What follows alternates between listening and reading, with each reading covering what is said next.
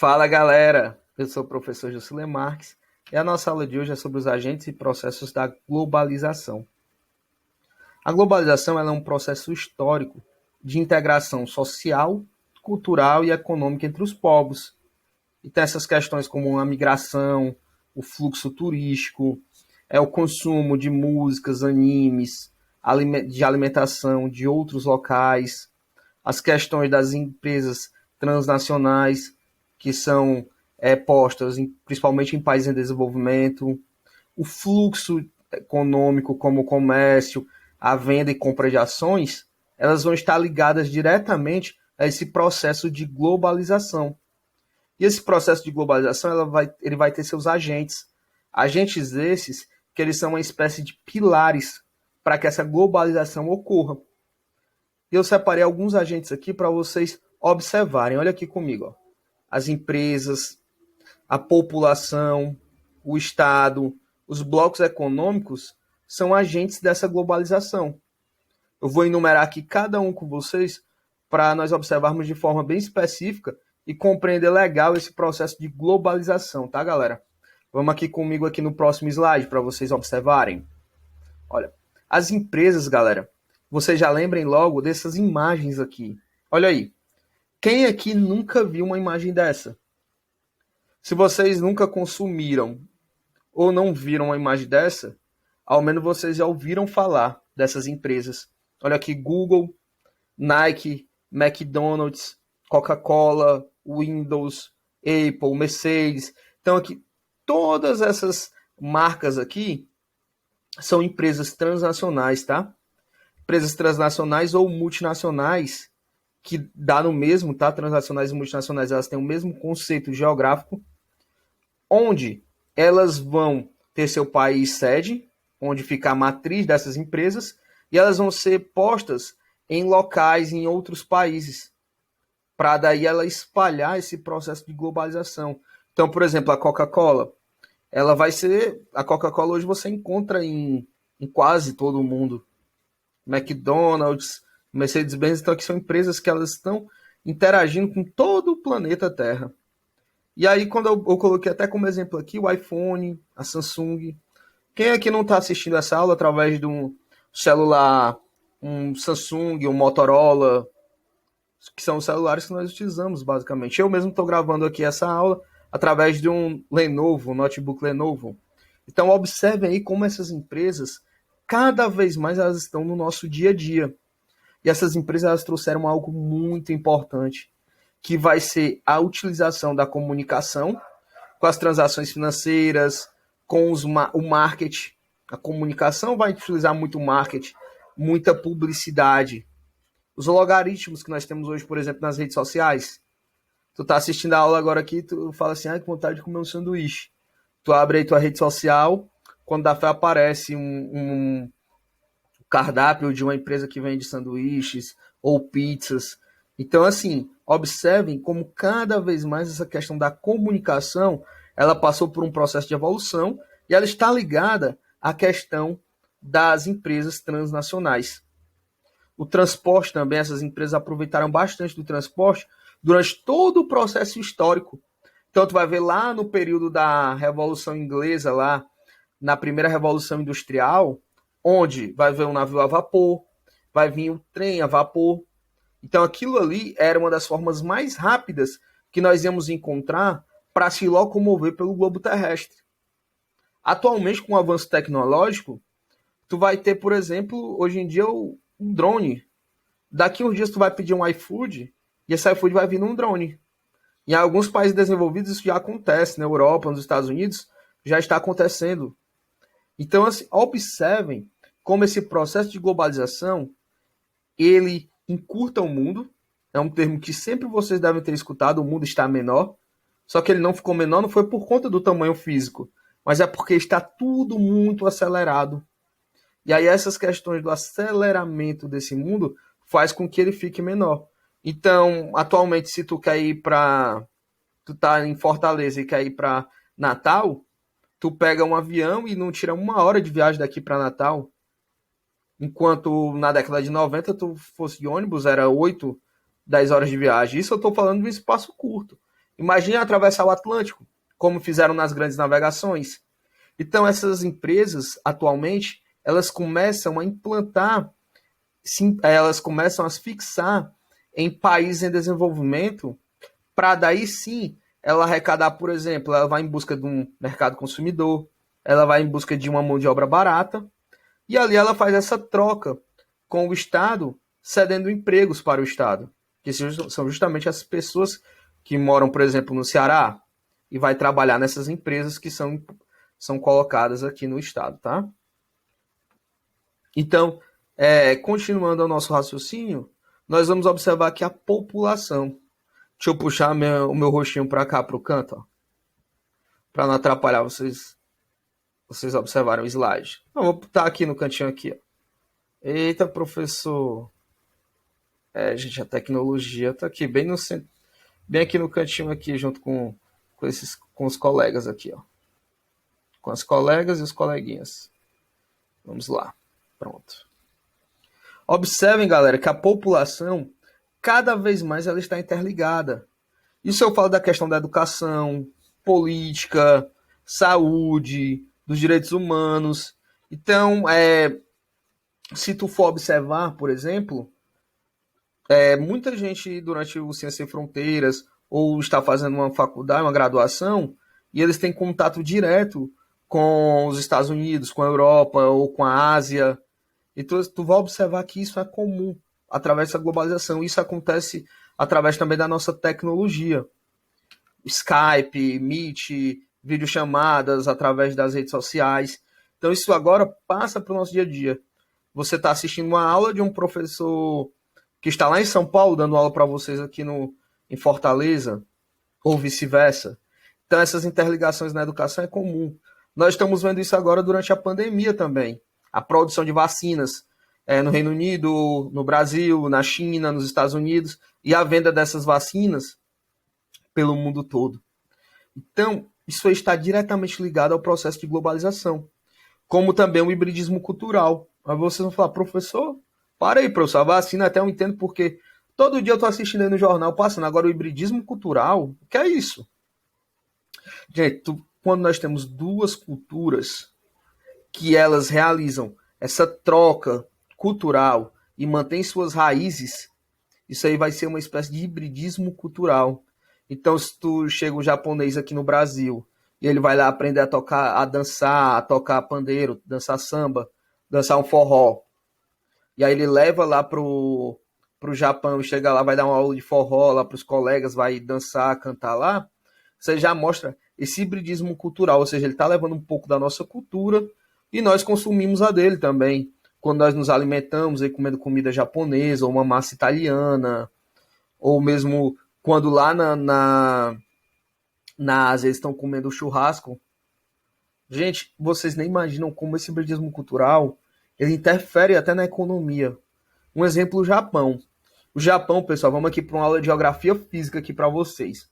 O Japão, ele é um país formado por ilhas, onde o relevo dele, galera, é muito montanhoso.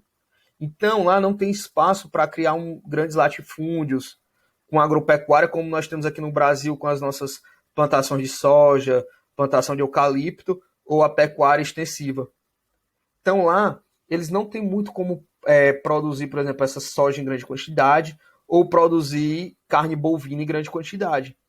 Por isso que a base da alimentação japonesa vai ser peixe e frutos do mar.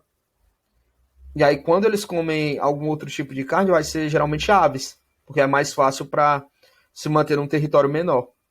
E aí, atualmente, quando eles conheceram o churrasco, agora eles estão consumindo bastante churrasco, o que faz com que o Japão importe bastante churrasco, carne bovina da Austrália, por exemplo, que é mais próxima.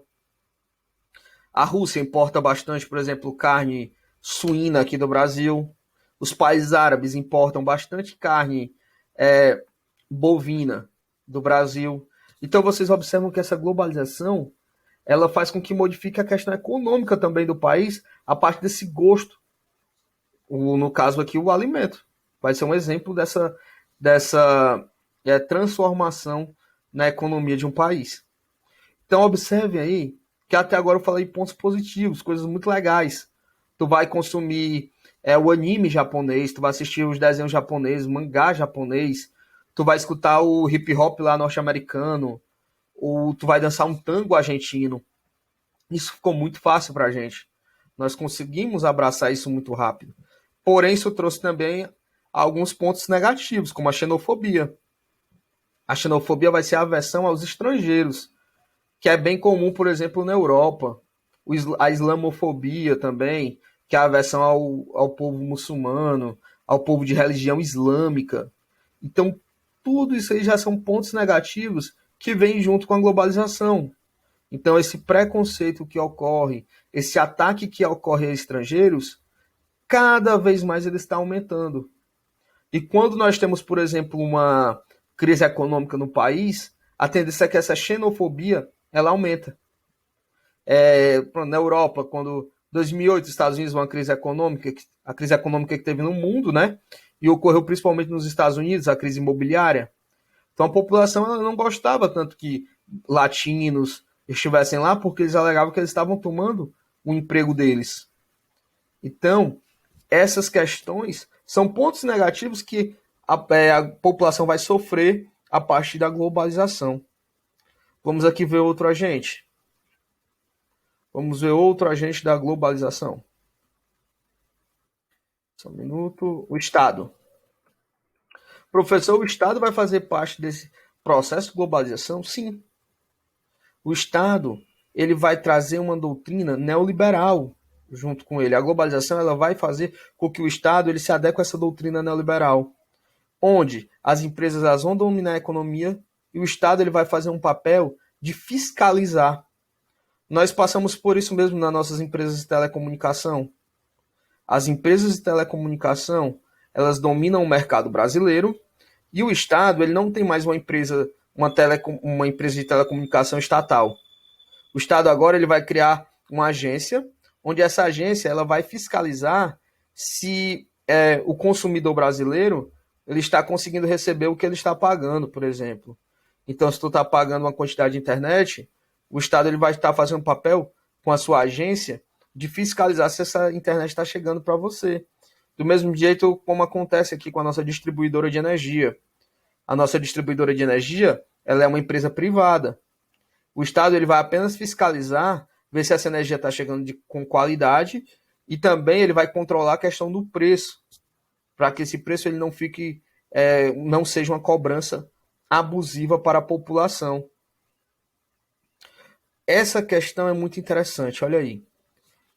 Quando essas empresas, essas transnacionais, essas multinacionais, elas estão procurando um país para colocar essas empresas, elas vão procurar e vão tentar observar o que é que esses países têm a oferecer. Então, países que têm uma flexibilização de leis trabalhistas, eles atraem bastante essas empresas, porque a empresa vai ver que ela não vai ter tanto problema com o sindicato ou vai ter tanto problema com a justiça desse país.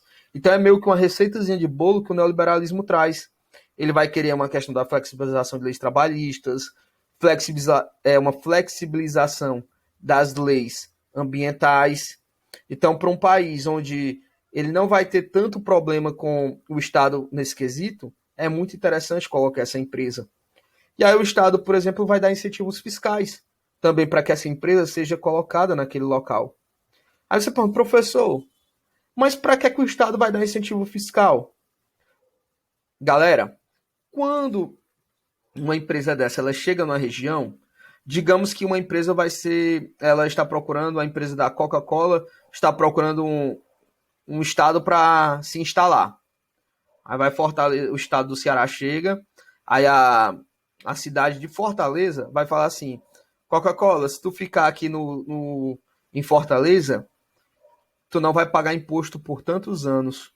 E nós te damos aqui, por exemplo, uma área para tu colocar a tua indústria.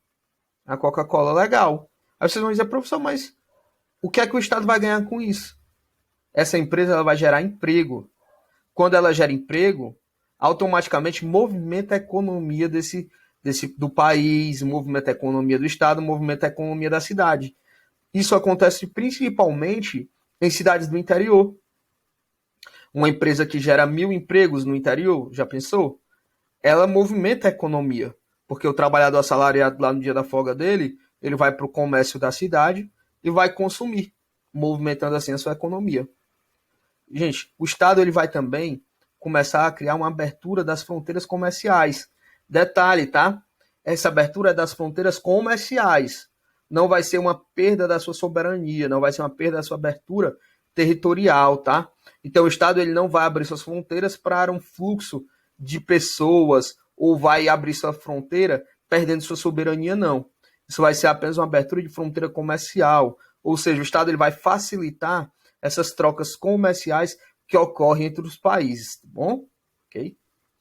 Vamos continuar aqui, vamos ver outro agente bem interessante. Os blocos econômicos, galera. Os blocos econômicos é bem legal, que tu vai ver que ele vai ser formado já na nova ordem mundial, ou nova ordem internacional, como você achar melhor. Vai ser um período que vai ser pós-Guerra Fria, lá com o final da União Soviética, com a queda do Muro de Berlim, nós vamos ver a criação dos blocos econômicos. Os blocos econômicos, eles vão contribuir para que as empresas de um país possam se instalar em outros países em desenvolvimento e criar, assim, um monopólio comercial, que acaba sufocando empresas menores. Então, se tu tem um bloco econômico, por exemplo, do Mercosul, que é o nosso bloco econômico aqui, Brasil, Paraguai, Argentina, Uruguai, tu vai ver que esse bloco ele vai ter uma série de coisas que facilitam o comércio entre eles. Uma das coisas que facilita o comércio no Mercosul, eles vão ter tarifas de impostos que são aplicadas apenas no Mercosul. Se outro país vier vender seus produtos aqui nesses países do Mercosul, essa tarifa ela aumenta, esse imposto ele aumenta, protegendo assim as empresas nacionais. A troca comercial ela vai acontecer de forma muito mais rápida, porque essa troca ela vai acontecer entre esses países que estão em conjuntos. Porém, tu vai ver que esses blocos econômicos eles têm diferentes características. Uma característica, por exemplo, aqui do Mercosul, que vai ser o bloco da nossa América do Sul. Nós vamos ter essas trocas comerciais com impostos exclusivos para esses países. O fluxo de pessoas ele é meio que liberado, então para tu viajar para a Argentina, tu não vai precisar lá tu não vai precisar de visto. Quando tu observa, por exemplo, já o NAFTA que vai ser um bloco econômico entre Estados Unidos, Canadá e México, tu já vai ter essas trocas comerciais liberadas, a implementação de indústrias também liberadas entre esses países, porém o fluxo de pessoas não. Então, o mexicano ou o canadense para entrar nos Estados Unidos, eles necessitam de um visto. E é algo bem interessante. Você vai perguntar, professor, e por que então que esse bloco econômico ele acontece do NAFTA? Se você não pode, o mexicano não pode nem entrar nos Estados Unidos. Esse bloco econômico ele acontece porque os Estados Unidos ele vai implantar suas indústrias no México, vai colocar suas indústrias no México, e aí vai gerar emprego para os mexicanos. Se isso é um ponto positivo ou negativo, nós não podemos afirmar, porque vai ter uma série de fatores que vão contribuir, como prós e como contras. Prós, está gerando emprego. Um contra. Esse dinheiro, o lucro, ele é meio que revestido para a matriz, a matriz que está nos Estados Unidos, a matriz da empresa, tá? Então, assim, os blocos econômicos, ele tem uma coisa bem interessante. Ele vai facilitar essa abertura comercial. É até um termo que a ordem internacional gosta muito de trabalhar, a nova ordem internacional. É que o mundo, ele meio que ficou sem fronteiras comerciais, sem fronteiras econômicas. Porém, o mundo ele manteve a sua fronteira física. Na ordem internacional, que vai ser quando o mundo é dividido em dois, entre as potências socialistas e capitalistas, já não tinha essa relação de blocos econômicos. Com o passar do tempo, com as transformações econômicas, com a globalização aumentando o seu fluxo comercial e com o fim dessa bipolarização mundial, tu vai ver agora uma chuva de blocos econômicos surgindo para facilitar essas trocas comerciais, esse fluxo financeiro, tá bom?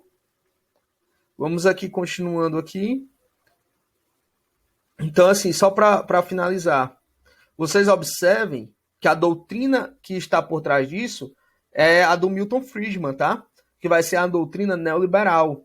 Doutrina essa que ela tem uma série de receitas, uma série de tópicos que os países eles devem seguir para que para que ocorra esse desenvolvimento econômico, para que ele receba essas transnacionais, essas multinacionais. Então, o Milton Friedman ele vai falar, por exemplo, que as estatais, quando elas estão gerando um déficit no país, é melhor que privatize elas. Então, a globalização ela trabalha muito essa questão da privatização. Ela trabalha muito o Estado mínimo, onde ela acredita que o Estado ele deve focar na saúde e na educação, por exemplo. Essas questões econômicas ele deve deixar para que as empresas tomem conta, tá? Vamos continuar aqui os efeitos da globalização, pessoal. Deixa eu puxar o meu rostinho para cá, para não atrapalhar o slide dos meus alunos e das minhas alunas, tá? Vamos lá comigo aqui. Professor, o que é que tem de bom nisso, professor? O que é que tem? Quais são os efeitos dessa globalização? O senhor falou aí dos agentes, que são os pilares e tudo, mas o que é que isso influencia no nosso dia a dia, professor? O que é que isso aí vai influenciar no mundo? Galera, eu separei aqui prós e contras dessa globalização, tá bom?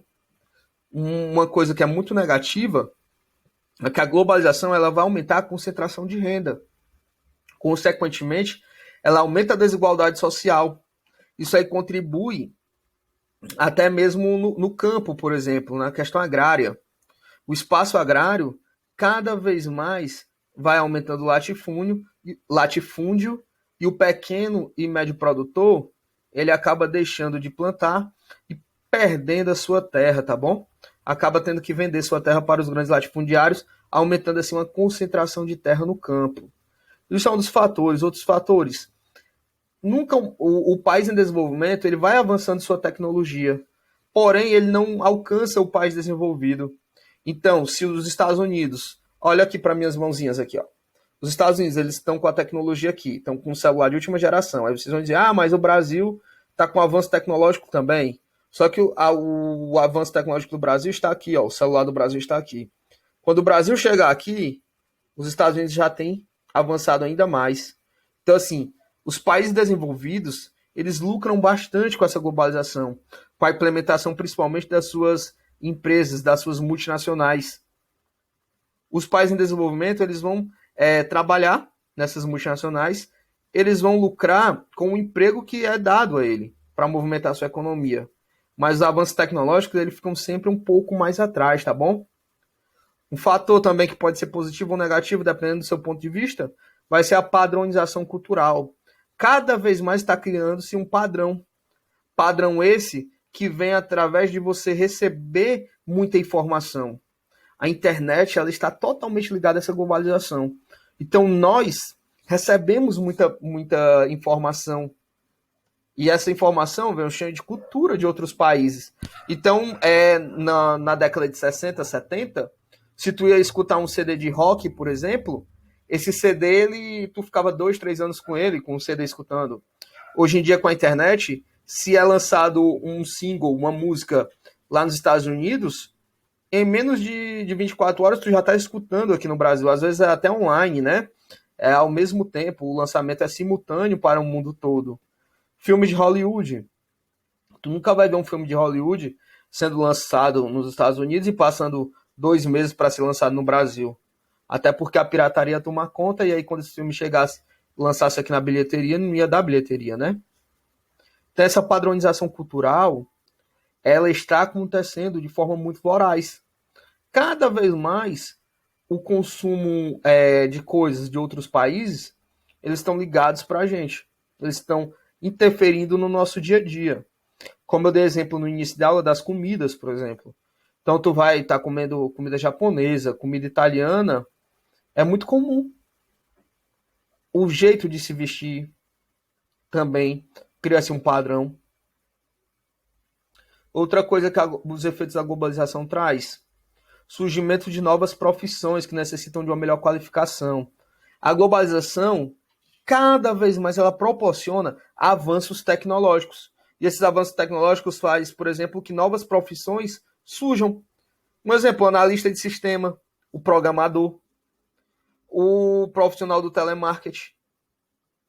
É bem comum, por exemplo, os call centers que prestam assistência nos Estados Unidos, eles estarem na Índia lá, um processo de terceirização, onde o indiano ele vai ser uma mão de obra qualificada na questão do call center para atender o pessoal do Reino Unido ou dos Estados Unidos.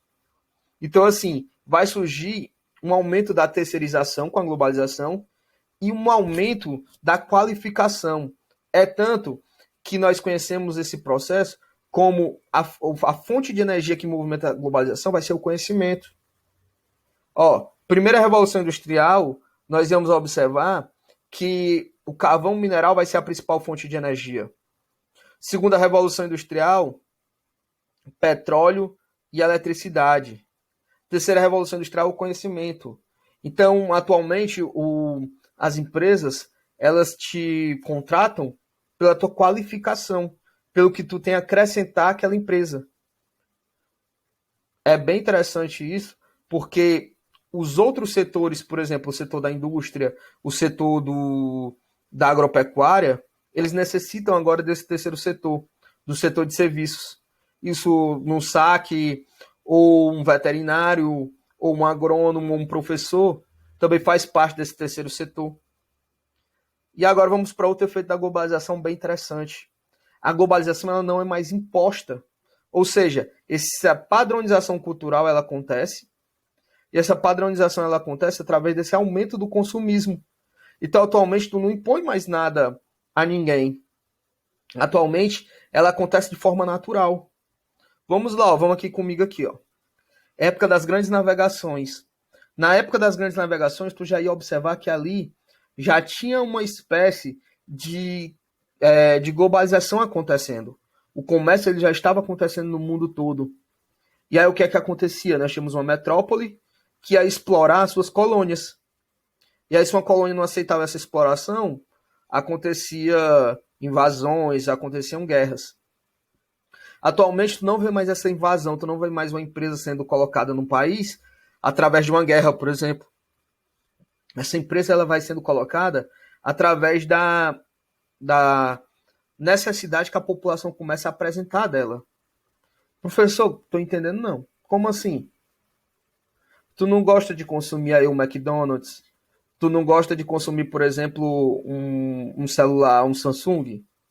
Pois é, se tu tá consumindo Samsung, automaticamente vai ser necessário uma empresa uma autorizada que venha consertar esse teu Samsung.